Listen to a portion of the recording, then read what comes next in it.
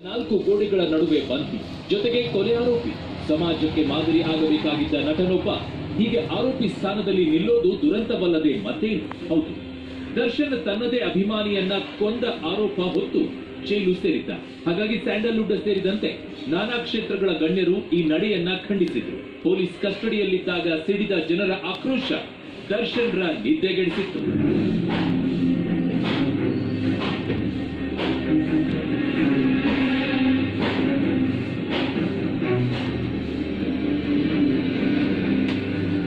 ದರ್ಶನ್ ಸಾಮಾನ್ಯ ವ್ಯಕ್ತಿಯಲ್ಲ, ಅವರೊಬ್ಬ ಸೆಲೆಬ್ರಿಟಿ, ಕೋಟ್ಯಾಂತರ ಅಭಿಮಾನಿಗಳ ಆರಾಧ್ಯ ದೈವ. ದರ್ಶನ್ರನ್ನ ಫಾಲೋ ಮಾಡುವಂತಹ ಸಾಕಷ್ಟು ಫ್ಯಾನ್ಸ್ ಇದ್ದಾರೆ.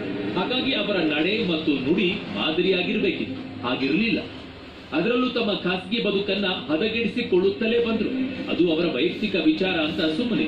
ಅದೇ ಖಾಸಗಿ ಬದುಕಿನ ಸಲುವಾಗಿ ಇಂದು ಜೈಲು ಸೇರಬೇಕಾಗಿದೆ.